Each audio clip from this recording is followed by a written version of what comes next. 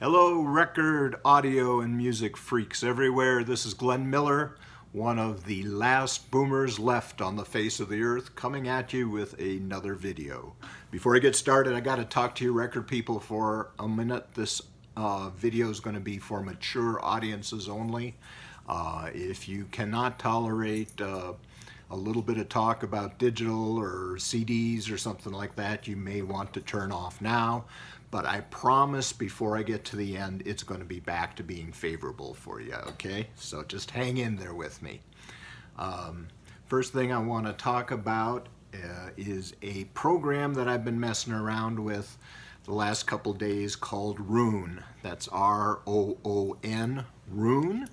As you know, if you watched the last video, I've been struggling with back problems, and it just wasn't practical for me to be getting up and down and bending down to do CDs or records, either one. And so by and large, I've been streaming music, and I think I'll give you a little bit of tour here at the end maybe, and you can see some of what I'm talking about.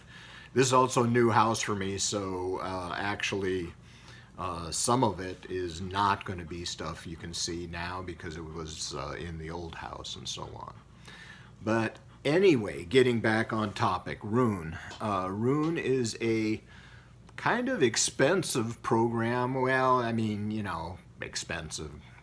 Geez, it's $120 a year, which I know everybody's going to be outraged about, and yet many of us will spend $120 in a record store at the drop of a bucket and not even think about it. So how expensive it is, really, I guess I don't know, but it's not free. It's going to cost you something. And the really cool thing about it is it's going to aggregate all the digital music you've got. If you've got files on a server or on your computer somewhere, it's going to find those. If you subscribe to Tidal and Qobuz like I do, it's going to find those. And it's going to make one big database out of them so that you can find whatever you're looking for easily, no matter where it exists. And beyond that, it'll give you information, background on the records, artist bio type of stuff, even reviews sometimes, and will suggest other artists that are similar to the one you're listening to, all kinds of cool stuff that way. And it's really kind of fun, and I'm sold on it. Most especially because I wound up doing so much digital listening the last few months. And honestly, I think now I'm spoiled to the point where, now again, this is where you got to hang in there with me. I'm gonna say something shocking. I want to say maybe the amount of music I listen to digitally these days is, I don't know, 80 or 90% maybe. Yeah, I think I'm copping out if I say 80%. It's probably closer to 90.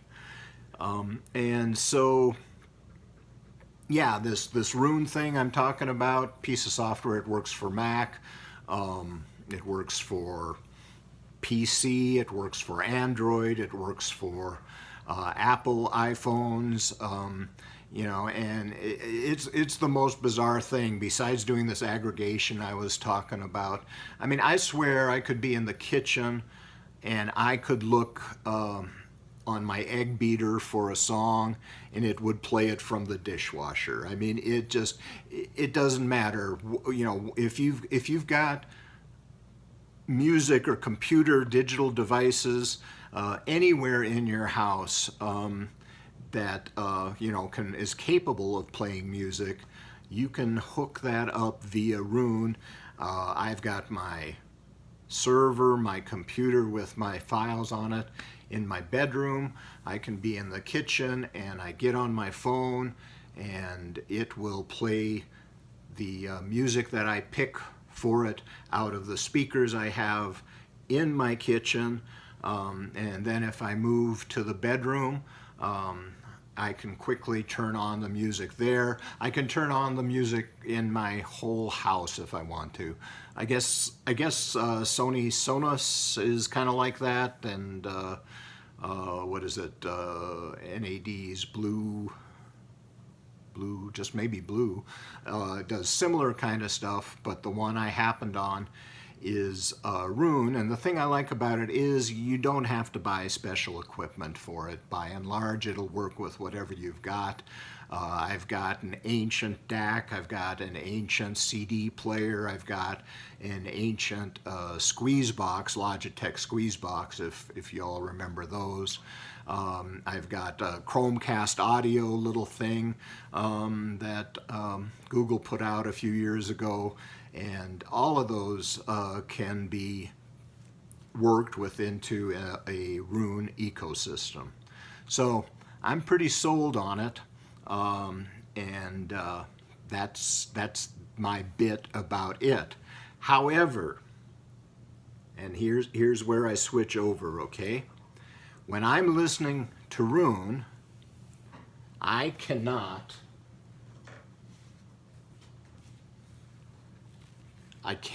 listen to this. It's an album by Miko, an artist I love. It's all cover songs. Really cool album. But it is not available on Tidal or anything like that. What I'd have to do is find a computer that still has a CD drive and rip it into digital files and then run it off of my own computer that way. Yeah, I could do that, but as far as just finding it on Tidal or Roon, Tidal or Qobuz or something like that, I guess, she's not mainstream enough. My music tastes aren't all that mainstream. And this is not to be found. Here's the real crime. I've mentioned this album before. Let me see if I can get it here without light glaring on it. This is a record that I dearly love. Delta Swamp type of music, Southern rock, whatever you want to call it. Big names on here, the Allman Brothers, Bobby Gentry, Joe South, Cher from Sonny and Cher, a ton of people, and it is just a killer album. But you know what? You won't find it on Tidal or Qobuz. So unless you want to rip your records to digital files, which I think personally is a criminal thing if you did do it, you're not going to be able to listen to it. And so in this case, with either of these, if I want to listen to this, I've got to go to my CD player. If I want to listen to this, I got to go to my record player. And that's important to me. That's the freedom to listen to the music I want to is important to me. I was a musician. 3 of my 4 kids were musicians, and I've got some of the recordings that we all did. Of course, you're not going to find them anywhere that you could stream them from.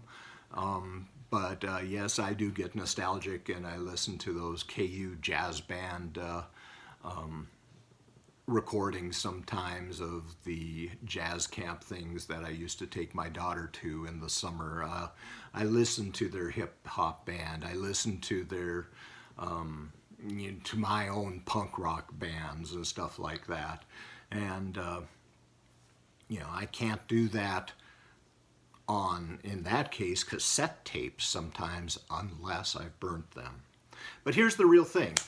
Here's what's really kind of gripes my groin about this whole thing is so I can like something, I can find something obscure on Tidal or Qobuz. They do have phenomenal databases, and Amazon seems to be coming online with audiophile type music that I'll be listening to. I'm an Amazon Prime member. So hopefully they'll be on board, and I think their database is way bigger than either Qobuz or Tidal. So that will be a big thing if they get into the whole Roon thing and so on, which I'm sure they will. So what I was saying is I can find obscure music in any of those things. I'm sure Spotify and so on has it too. But I bet you if I go into, let's say Tidal, just for one, just to pick on Tidal, seems like everybody likes to pick on Tidal. If I went through my list of favorites, albums that I've picked out that I really like, I bet you I can find 3 or 4 of them that will be grayed out, that at one time were available on Tidal, and now for whatever reason, and it could be for a multitude of different reasons, I imagine, they're not there. They're not available for streaming anymore. So, I mean, people talk about this in a lot of contexts, but you really got to understand when you're streaming, you don't own the music, and you don't control for how long you have it, and somebody can just come and take it away. I mean, how important is that? I've got way more music than I could listen to in my lifetime. So if I lose an album, what's the big deal, right? It's just annoying. It's just annoying, especially because I like supporting these kind of oddball artists, that probably are still working in a Jiffy Lube or something to be able to afford making their art sometimes and so on. So it is a big deal to me, even though rationally it shouldn't be a big deal. And that's where your physical stuff comes in. As long as I own these albums, as long as I keep them in decent shape, as long as I don't go off the deep end somewhere and decide to get rid of it all, I've got these. And I'll be able to listen to them forever and ever. And that's a big deal. Now, I can go one step further in talking about both of these. Let's go back to CDs for a minute, even though records are really the main thing that I love this way. Not only do I own this, but listening to it, playing it, is a ritual for me. I love getting the thing, opening this up, even though it's not as good as a record, but you've got some stuff listed here, and you got pictures sometimes you can look at and stuff. You take this out, you wait for your CD player, if it's kind of balky like mine, the tray doesn't come out. You have to hit it 2 or 3 times, and then you put it in, and of course with records, you'd go through the whole cleaning the record and all that kind of stuff, and then halfway through you've got to get up and turn it over and stuff like that. To some people that all might seem like a real pain, but to me, that's part of what I love about it. That whole ritual, that whole thing that we go through in order to love our music. I mean, look at this kind of stuff here. You tell me you're going to get this off of a digital file? No, you're not going to get this off of a digital file. It's fantastic stuff, and I just love that we have access to this kind of stuff, and that I have this. I mean, maybe, I don't know, maybe if I was a communist it wouldn't be important to me, but I like ownership. I like having something and knowing that it could be with me, from high school on through the day of my death kind of things. And it is a big deal to me. And all of you, I mean, I'm preaching to the choir. I know all of you maybe are way more committed to records than I am that way. But it's something that I thought worthy of talking about, and something to think about, something to think about. Where do you want to spend your money? What do you want to support? What is it that you're actually paying for? So I'll leave you with that. I'm gonna get up and walk around here a little bit and show you some things. And so hang in there with me for a second, and I'll be back with a handheld phone here to do a little bit more recording. Okay? Okay, can everybody hear me? I hope so. I don't do this kind of thing very often. Here, this is my desk. This is where all the magic happens. This is where I write, where I play video games. That MacBook right there, that's where Roon resides for me. The music I have is on a thumb drive hanging off of the side of it usually. And so this Mac sitting right here does all my music throughout the whole house comes from right here. And then it's not going to live here forever. It will actually be right here in this space. This is one of my Calyx cubes where I used to have my records, but now the records, I only have the records that I want to listen to right now, you know, kind of my top 40 picks at this moment or something. They're going to be up here on top where I can get to them easily. Then moving over here further to the left, this is my turntable. My entire audio system is here. Normally this isn't my receiver or integrated amp in this case. My receiver crapped out during the move. I don't know, it got jostled or something, so it needs to go in for repair. This is a backup I've got. Next to it is that ancient DAC Magic DAC. On top of it is the squeeze box I was talking about, and down there is the CD player I've got. And I've got a TV up here where if I'm watching YouTube videos or music videos or whatever, I've got that there. Speakers are new to me. They're kind of my Christmas present to myself for doing the Santa Claus stuff. They are ELAC speakers, UFB5, I believe. And they're kind of cool because they're the first rock and roll speaker I've had in a long time. They really can thump out the bass. And, you know, I've had very polite speakers for quite a while. And I don't know, maybe long term I like the polite better, but right now I'm having a lot of fun with these. Really enjoying them. This is my groove washer. This is what I clean my records with. Sometimes I do the thing in the bathroom, you know, especially with used records, of actually washing them first. Generally with new records or ones that I think are in good shape, I won't do that. Yeah, most of the time I'm just using this. Well, all the time I'll use this. And then I've got, in here I've got my static brush, and I've got this little sticky, rubbery silicone thing that cleans the stylus. This project turntable, it's an Spirit carbon debut with probably half a dozen other words in there that I happened on at a really good price. Evidently someone decided that records weren't worth the trouble and turned this in or consigned it or whatever. And so I got it out of my local record shop actually, and it's great. It's belt drive, which kind of makes me nervous a little bit and so on. But it's far better than the Onkyo I had before this. And I got, this is an Ordofon red cartridge, OM Red, I guess it's called.